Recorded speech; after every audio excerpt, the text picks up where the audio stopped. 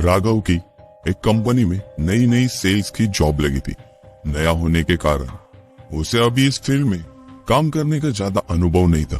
वो अपने सीनियर्स के अनुसार काम को अंजाम देता और सीनियर्स उसे काम करने के लिए हमेशा उस पर टारगेट का दबाव बनाते थे। ऐसे ही एक शाम को उसके सीनियर का फोन आया और उसे कंपनी के सामान की मार्केटिंग करने के लिए इंदौर के एक पास वाले इंडस्ट्रियल एरिया में जाने के लिए कहा। उसने घड़ी की ओर देखा तो शाम के 5 बज रहे थे।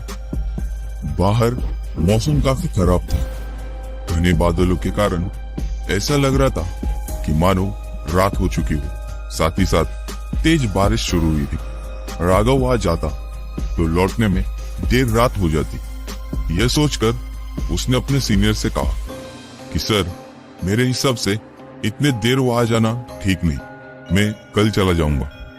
दूसरी ओर से उसका सीनियर गुस्से से बोला, देखो, सेल्स वाले बंदे समय नहीं देखा करते।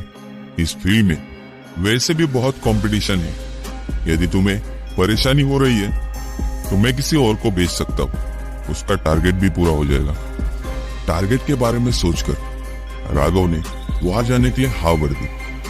हैरान परेशान सा और तेज बारिश में वो अपनी बाइक से इंदौर की भीड़ भाड़ वाली सड़कों से निकलकर प्रीतमपुर के इंडस्ट्रियल एरिया की सड़कों पर पहुंच गया। ये एरिया भी लोगों की आवाज से हर वक्त रोशन रहता है, मगर आज खराब मौसम और तेज बारिश के कारण दूर दूर तक उसे कोई इंसान नजर नहीं आ रहा था। वह जल्दी जल्दी अपनी बाइक चलाकर अपनी साइट पर पहुंच गया, मगर वहां पर कोई भी नहीं था।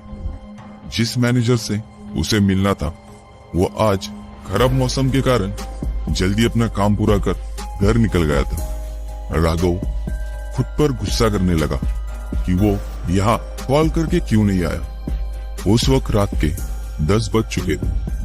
बाहर अभी भी तेज बारिश हो रही थी। राघव खुद से, यार, ऐसी बारिश में तो बाइक चलाना भी मुश्किल होगा, मगर यार रुक भी तो नहीं सकता हूँ। यार, ये प्राइवेट नौकरी जो भी कराए वो कम है। खुद से बात करते हुए धीरे धीरे बाइक चलाने लगा। बारिश के कारण उसे आगे का कुछ दिखाई नहीं दे रहा था। उसे आगे बाइक चलाने में तकलीफ हो रही थी। वो अभी कुछ दूर चला ही था कि उसकी गाड़ी खराब हो गई। वो अपनी गाड़ी ठीक करने की कोशिश करने लगा, मगर नाकामी ही उसके हाथ लगी। वो परेशान होकर मदद की तलाश करने लगा। दूर दूर तक कोई भी नजर नहीं आ रहा था। वो अपनी साइड से भी इतना दूर आ चुका था कि पैदल वापस जाना थोड़ा मुश्किल ही था। तभी थोड़ी देर में ही सामने से एक लोडिंग ट्रक आता हुआ नजर आया। राघव के चेहरे पर आई हुई परेशानी कुछ हद तक कम हो गई थी। अब उसको विश्वास हो गया था कि उसे मदद मिल जाएगी। उसने तुरंत अपनी बंद मोटरसाइकिल सड़क के किनारे लगा दी और ट्रक रोकने के लिए इशारा करने लगा, मगर वो ट्रक उसे देखकर नहीं रुका। तो राघव के चेहरे पर निराशा आ गई और फिर कोई साधन तलाश करने लगा। अगले ही पल वह ट्रक रिवर्स में आकर उसके पास खड़ा हो गया। उसे हैरानी हुई कि जो ट्रक अभी बिना रुके चला गया, अचानक से पीछे पलटकर क्यों आया।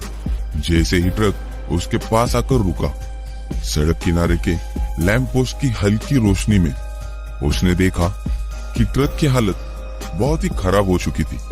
जगह जगह से उसके पतरे उखड़े हुए थे, मानो किसी हादसे का शिकार हो गया हो। उसे इस ट्रक को देखकर अजीब सा फील हो रहा था, मगर अचानक ही वो उसे देख सम्मोहित सा हो गया था। तभी ट्रक ड्राइवर की भारी आवाज उसके कानों में पड़ी। हाँ सर जी, कहाँ जाना है? कोई मदद चाहिए क्या? ड्राइवर की आवाज सुन राघव का सम्मोहन टूट गया। वो धीरे धीरे ड्राइवर की सीट की ओर बढ़ा। अंधेरे में ड्राइवर का चेहरा बहुत ही भयानक लग रहा था। काला चेहरा और वो कंबल में खुद को लपेटा हुआ था। उसे देखकर राघव कुछ पल के लिए असहज हो गया।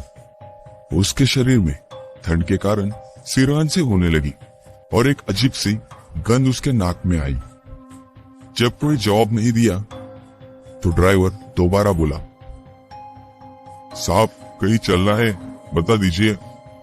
उसकी बात सुनकर राघव को होश आया और वो बोला, मैं किसी काम से प्रीतमपुर आया था, मगर लौटते समय मेरी मोटरसाइकिल खराब हो गई है, मुझे थोड़ी दूर के लिए लिफ्ट दे दो। ड्राइवर, साहब हम तो यहाँ पर मदद करने के लिए ही है, यहाँ आगे तो कुछ जगह नहीं है, यहाँ पर किन्नर बैठा हुआ है, पीछे कुछ लोग और हैं, आप उनके पास जाकर बैठ जाइए। कहते हुए ड्राइवर अजीब तरीके से हंसने लगा।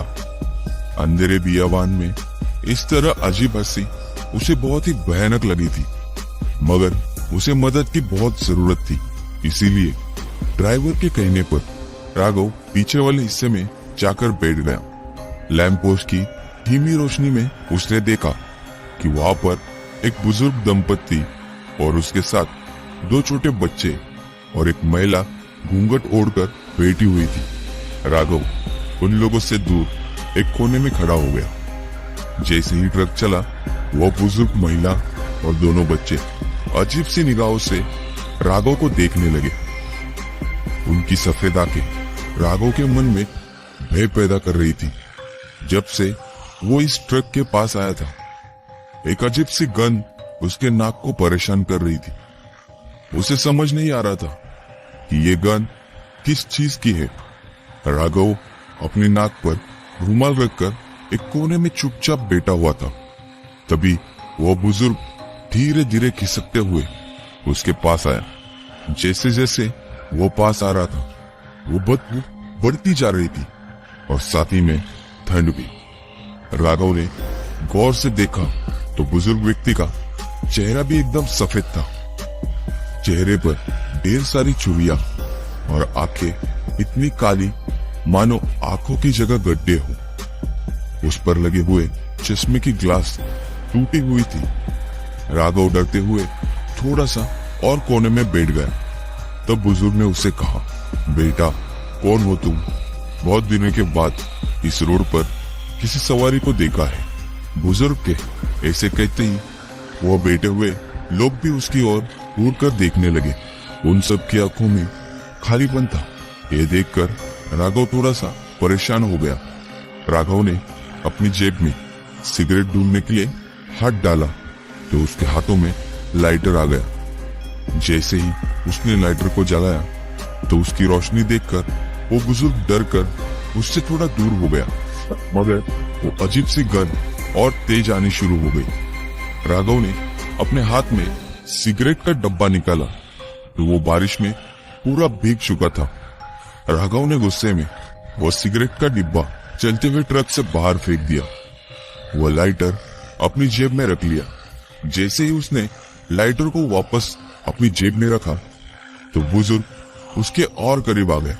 क्या हुआ बाबूजी, इस तरह परेशान क्यों दिख रहे हो? कहते हुए वो जोर जोर से हंसने लगा। उसके साथ वहां पर बैठे हुए 2 बच्चे और महिलाएं जोर जोर से हंसने लगी। सभी लोग धीरे धीरे उसके करीब आने लगे। बारिश में भीगने के कारण उनके बदन के कपड़े उनके शरीर से चिपके हुए थे। राघव ने देखा तो उन सब के शरीर पर चमड़ी का नामो निशान तक नहीं था, सिर्फ हड्डियों का ढांचा ही था। राघव डर कर एक कोने में घुस गया। वो जोर जोर से चिल्लाने लगा। राघव को चीखते देख वो ट्रक ड्राइवर और जोर से ट्रक चलाने लगा। तेज हवा के झोंकों से जो महिला घूंघट में थी उसका घूंघट अपने आप हट गया। उसका चेहरा बहुत ही डरावना था। जगह जगह से चले हुए चेहरे पर मांस लटक रहा था। देखते ही देखते वो लोग खुद ब खुद जलने लगे।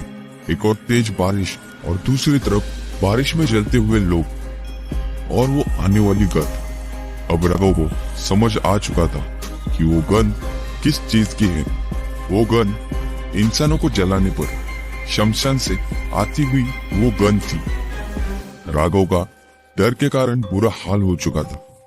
सारी जलती हुई लाशें राघव के पास ही खड़ी थी और अब राघव का शरीर भी जलने लगा था। अगली सुबह मौसम बिल्कुल साफ हो गया था। सड़क पर आवन जावन भी शुरू हो चुकी थी। राघव का जला हुआ शरीर उसकी बाइक के पास मिला। ट्रक में बैठे हुए लोग दूर खड़े होकर उसकी लाश को देख रहे थे। लाश के आसपास खड़े लोग बोल रहे थे कि लगता है सालों पुराना ट्रक जलने का हादसा कल रात को दोबारा हो गया था।